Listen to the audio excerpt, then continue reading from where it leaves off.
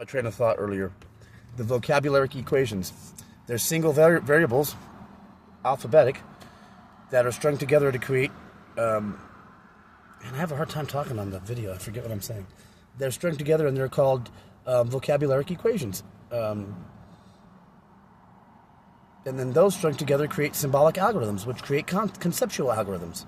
And that's what I've created in mathematics. It's the same thing. Everything is the same but different. And that's the thing about quantum mechanics. Quantum mechanics is a very finite, like the liminal zone. Quantum mechanics, almost nothing is quantum. It's as far as they've got. But past that's the liminal zone, and then past that's almost something, which would be another dimension or the future, or however the observer's lens.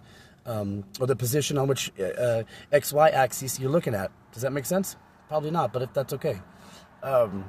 I have a whole thing that I've drawn up on this, and my substrate, my mathematical substrate or computational substrate that explains reality, or is the computation of reality, can be applicable across anything because that's what it is. It explains everything, just depending upon the intent behind it, which is the other thing about the vocabulary equations. The words carry meaning, and that meaning resonates with people on the level of which you deliver it in its most truthful form. So if you're a liar, your words are going to be hollow. I can sense these things. That's why sometimes I feel like the world's attacking me, not specifically because of that, but because my sensory sensitivities, I pick everything up. And I thought everybody was like that all the time, hence the masking. And I did that for a very long time. And then when I figured out who I was and I came out of my trauma fog, which I'm still coming out of it, I'm out of it, but it's hard for me to differentiate sometimes, not reality, but reality from my viewpoint, but based on patterns, irrelevant patterns, relevant patterns, and trauma echoes. I can get more in depth than that. And it's not necessarily, how would I say, entropy that sets in. Entropy at night, it's more, I have to feel things in my bones to explain them, especially quantum mechanics is very mentally stressing. When I start diving into creating new algorithmic designs or explaining or defining like the infinity symbol at its most conceptual core, or breaking it down, not conceptual core, but breaking it down to its most fundamental. Because there's classical, anyways, when I do that, it can be mentally taxing, and you're almost like walking that fine line of what people may say crazy or mad, and not, but it's that you're walking the fine, you're studying and explaining the fine line of reality and the liminal zone, and sometimes that can be taxing. Anyways, that's I have to feel these things in my bones, or I feel things in my bones like Nikola Tesla felt it before he could explain it. That's exactly what happened to me with this pyramid and these mathematics and my trauma and the fact that I have to go all the way to the very end to explain these things. But also I was afraid people were going to misjudge me. And if they misjudged me, at least I would have the math to prove that I wasn't crazy and keep people from calling me crazy. And because you don't understand what it's like when people start accusing you of these things you have no control over. It happened to me for a lot of years. I lost my kids, my ex-wife. I'm not going to go into that, but people took advantage of me, and then I'm super hyper logical. I'm hyper honest. I just don't see the point in not being honest. But that's why, like, when people talk, anyways, that's how you get taken advantage of. And see, I can go on like 48 different things here at one time.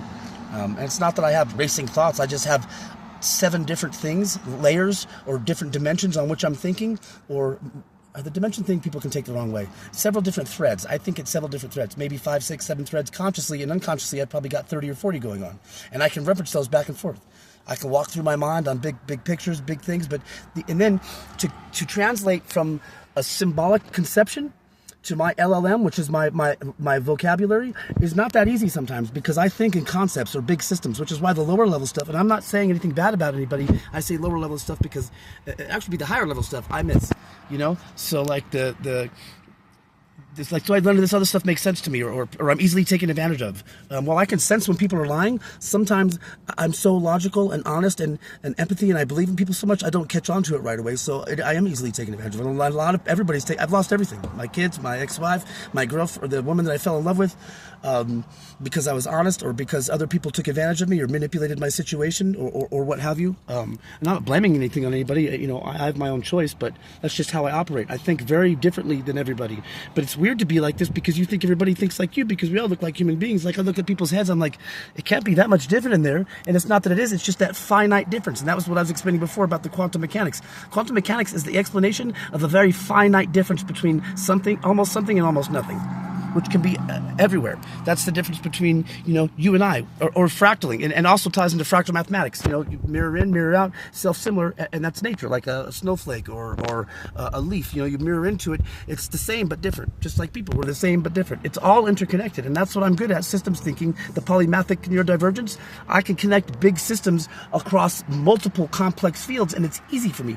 But to remember to feed myself, or ask a girl out on a date, or and it's not that I'm stupid. Like, of course I feed myself. And then, like, the job thing, like working at these jobs, they just don't make fucking sense to me. It's illogical. And it's not that I'm better or you're better. We're all the fucking same. Fuck, we're all geniuses. We just need to believe in ourselves, And I never believed in myself either. And I'm starting to now a little bit, but I'm sure somebody's going to come kill me or fucking say I'm stupid or discredit me, and that's fine because I can prove it with the math. You can't discredit what's true. Math never lies. It doesn't, because if it does, if there's any computational error anywhere in there, misconception or computational error, whether you're doing conceptual mathematics or fundamental mathematics, it has to line up. It's perfect. It's the only perfect thing in life is computation.